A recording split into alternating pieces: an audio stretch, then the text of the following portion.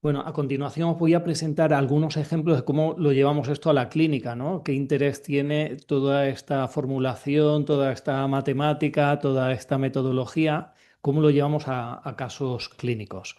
No me voy a extender mucho, si os voy a remitir también a algunas de las publicaciones que tenemos, porque nuestro interés principal es a ver si podemos sacar al menos al final tiempo de debate, ¿no? Entonces, voy a hacer una presentación muy rápida donde os voy a una de las cositas donde nos puede interesar y donde nos está aportando mucha riqueza este modelo, es en la formulación de casos sustentados ahí como modelos matemáticos. Tenéis un monográfico de la revista de psicoterapia, el 123, que está centrado en la formulación de casos clínicos. Ahí tenemos un artículo muy interesante en el que podéis ver un poquito esto con más detalle. En la web del grupo de investigación, aparte de los artículos que ha mencionado Alejandro, tenemos toda una serie de artículos. Tenéis un canal de YouTube con vídeos explicativos, tenéis mucho material de incluso manuales de acceso al laboratorio, laboratorios de acceso abierto, etcétera, etcétera, y cursos para formaros en ello. Bueno, lo que queremos llegar a través de una formulación de caso es presentarle no solo para que le sirva al terapeuta, sino que sea un material que le sirva al paciente. Siempre toda la información que nosotros sacamos es un material que se le devuelve al paciente porque es la representación de su propia realidad. Con lo cual es un material de colaboración y de trabajo conjunto. Es un mapa, y con el cual vamos a trabajar. ¿Vale? Al final, con toda la información que tenemos, la idea es obtener de toda la entrevista que nosotros hemos realizado una información que nos da pistas concretas desde dónde el sujeto se identifica, dónde está su identidad, ¿vale? Cómo se define. ¿Cuál es el problema o el nudo que dificulta el cambio? Vemos a través de los constructos discrepantes donde el sujeto no está a gusto, pero vemos también a través de las circularidades y las dinámicas del sistema donde el sujeto se queda en círculos donde no es capaz de salir, donde se repite, donde entra en rotondas donde no sale, donde se sabotea en sus propios procesos de cambio. Podemos encontrar desde ahí una estrategia muy interesante porque encontramos los focos donde podemos hacer una redefinición, donde ayudemos al sujeto a redefinir esa construcción y desde ahí podemos llegar a una de las bases fundamentales que determinan dónde está el peso del cambio terapéutico, que es justamente la alianza terapéutica, el acuerdo de trabajo con el paciente y las tareas que se pueden realizar. ¿Vale? A partir de ahí, las técnicas que utilicemos nos da igual. ¿Vale? Si os dais cuenta, lo que estamos haciendo es un modelo completamente trasteórico o presentando un modelo completamente trasteórico. Bueno, no me da tiempo a presentar el caso en su totalidad, ¿vale? Es un caso, este sencillo. Marta os va a presentar casos complejos de clínica pues, más compleja. Este era un caso de alguien que quería cambiar sus hábitos de salud. Se definía, estos son los aspectos con los que se define, como buena persona, una persona con buenos sentimientos. En rojo pues están sus elementos que tienen que ver con esa discrepancia. No realiza deporte, no ingiere una alimentación sana. Y explorando esto en términos de cómo podemos estudiar las relaciones que hay entre constructos donde el sujeto se encuentra a gusto y aquellos donde no se encuentra a gusto, por ejemplo, podemos determinar dilemas de qué le implica al sujeto o qué le implicaría el cambio, ¿no? En este caso, el sujeto se ve como una persona auténtica. Para nada le gusta la gente de apariencias, él está a gusto, su yo y su yo ideal están en ese término, pero en cambio hay dos constructos discrepantes. Se encuentra con exceso de peso, le gustaría estar en su justo peso, no realiza ejercicio, le gustaría realizar deporte, pero justamente pasar a esos polos se relacionan con el tipo de gente que son de apariencias. Para él, la gente que va al gimnasio, la gente que hace dieta, son gente de, pues para lucirse un poquito, pero no es gente auténtica. Él es auténtico porque puede lucir su barriguita sin ningún complejo, ¿no? Con lo cual, si yo me propongo el 1 de enero, me propongo ir al gimnasio o hacer dieta y el 15 de enero ya fallo, no pasa nada. Mi identidad como sujeto queda de alguna manera protegida, no hay ninguna implicación. Aunque él se lo proponga, él lo quiere. O sea, los seres humanos no somos tan racionales, ¿no? Queremos lo bueno. El tema es en qué líos nos metemos a nosotros mismos o cómo nos autojustificamos en nuestras propias decisiones o en nuestras propias anticipaciones. Con este tipo de sistema nosotros podemos captar este tipo de sesgos, ¿vale? Igualmente podemos ver qué implicaciones tiene para él, ¿no? Si para él ser auténtico es lo opuesto a ser una persona en su justo peso o realizar deporte porque no lo necesita, porque él es auténtico y no necesita eso, pues estamos viendo también dónde está la lógica de esas inconsistencias y dónde está esa dificultad del cambio. Si nosotros somos capaces de hacer una anticipación de cómo ese sistema evolucionaría, por ejemplo, en este caso encontramos que es una persona que sería capaz de conseguir todo lo que se ha propuesto.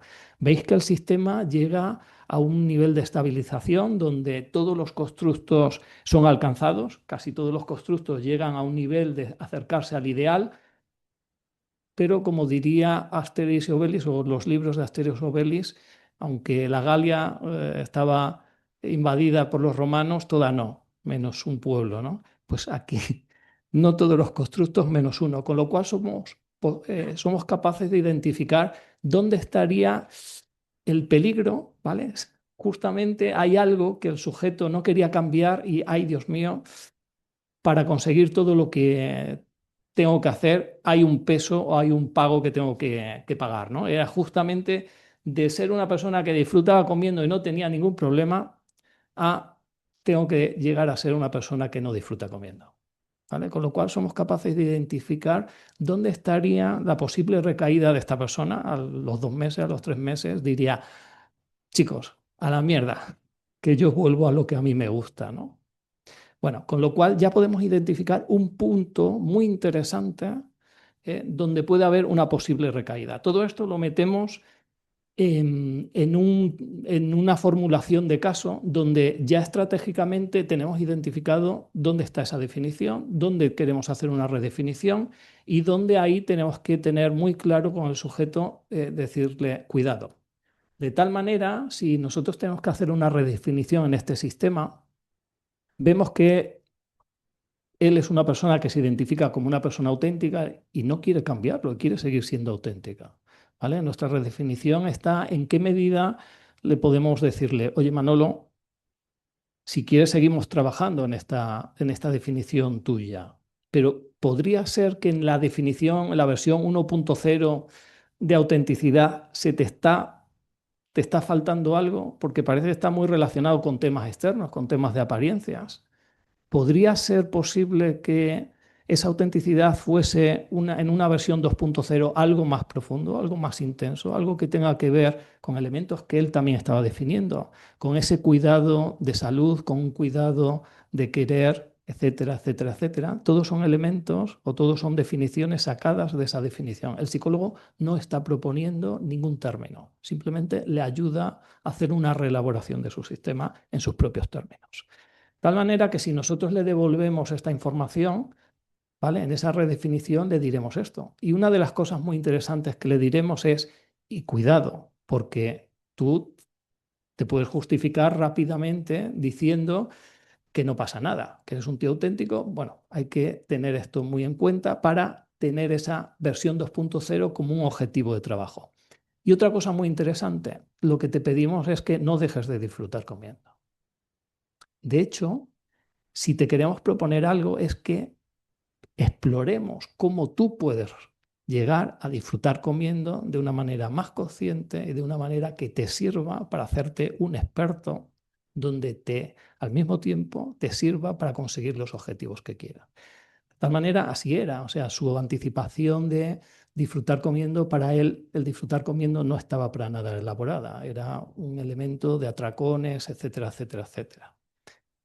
Y su evolución y su trabajo fue justamente en qué medida esta persona fue capaz de no saber hacer más que huevos y patatas fritas, hacer platos completamente elaborados, donde él aprendió a disfrutar comiendo y, como decía la persona que le iba evaluando, se le notaba en los agujeros de su cinturón cómo iba bajando mes a mes, ¿no? Bueno, aquí lo que podríamos sacar son escalas muy claras, muy sencillas, de cómo podemos centrarnos en esos objetivos que nos hemos propuesto, en qué sucede y cómo podemos ir monitorizando ese cambio, cómo vamos pasando de un polo del constructo al otro y cómo sesión a sesión, esto ya son medidas sencillísimas que no duran más de un minuto evaluarlas y cómo podemos tenerlas recogidas, ¿vale? ¿Qué más cositas podemos monitorizar en términos de procesos de cambio? Bueno, este es un mapa que a nosotros nos gusta mucho, un gráfico que llamamos gráfico de territorio. Bueno, al menos a mí me gusta llamarlo así porque habla del territorio conquistado o el territorio que va conquistando la persona que está en un proceso, ¿vale? Aquí lo que colocamos es en esta visión circular los dos polos del constructo. Un polo está en el extremo del círculo y el polo opuesto está en el centro. El círculo medio marcaría justamente el umbral que marca la diferencia entre un polo y el otro, y la línea verde marcaría dónde coloca el sujeto el ideal. De tal manera, por ejemplo, aquí en este constructo de no alegre en esta zona o alegre, vemos como en una posición inicial el sujeto estaba como una persona no alegre y a lo largo del tiempo es capaz de hacer un cambio donde empieza a sentirse alegre y empieza a acercarse al ideal, ¿vale?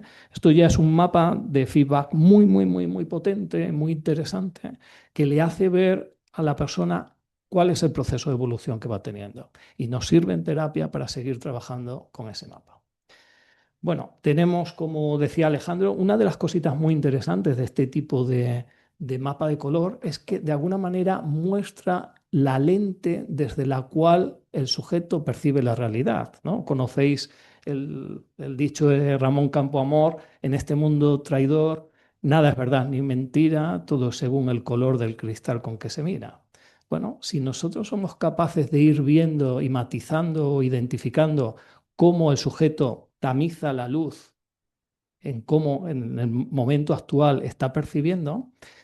Si tenemos este mapa de la izquierda y 6 meses después estamos viendo justamente esta transición, estamos viendo justamente el ajuste del sujeto, cómo va haciendo un proceso de adaptación a un mundo, como me decía una paciente, decía, pues sí es verdad, si es que incluso ahora cuando alguna mañana me levanto con la pierna izquierda, soy capaz de enfrentarme a la vida, ¿no? Con lo cual empezamos a tener también herramientas que nos pueden servir para monitorizar este proceso de cambio. No me quiero liar mucho más. Desde este tipo de gráficos podemos hacer un análisis también de transición, de cómo los constructos van evolucionando a lo largo del tiempo, de un sitio a otro, cómo se sitúan, en qué posiciones de centralidad o qué situaciones de mediadores o síntomas, cómo esos síntomas se van evolucionando, etcétera. O podemos, como está haciendo nuestro compañero Carlos Hurtado, identificando decenas de evaluaciones de distintos sujetos, ¿vale? Sobre distintas temáticas, e ir viendo cómo esos significados van cambiando entre dos medidas temporales o entre las medidas temporales que queramos. Bueno, pues otra cosa que no hemos hablado es que incluso aunque nosotros estemos hablando de poder identificar un mapa desde el punto de vista del paciente, nosotros también podemos crear un mapa desde el punto de vista del terapeuta, ¿vale? En el que los nodos que nosotros trabajemos sean justamente las variables o los factores que la ciencia o la investigación en psicología nos está diciendo que está influyendo en la formación o en la resolución de un problema, ¿no? Como pueden ser factores desencadenantes, dificultades, problemas, etcétera. Si el terapeuta es capaz de rellenar esta información, él mismo va a ir viendo cómo puede ir evolucionando el proceso terapéutico desde ese punto de vista teórico. O, como estamos haciendo nosotros, rellenando esos factores con significados internos de la persona, donde le preguntamos directamente qué sería para ti o dónde estaría tu problema, cuáles estarían para ti o qué serían para ti, definirían elementos que marcan dificultades, que marcan desencadenantes, etcétera, etcétera, etcétera. Bueno, con lo cual lo que encontramos es que la devolución que damos al sujeto es un feedback sumamente potente, muy fuerte y que facilita también el cambio. No solo eso, facilita también la alianza terapéutica.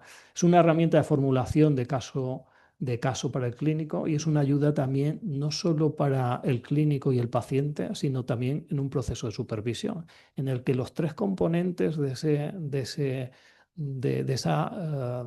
esa ejecución, los tres están trabajando sobre el mismo mapa.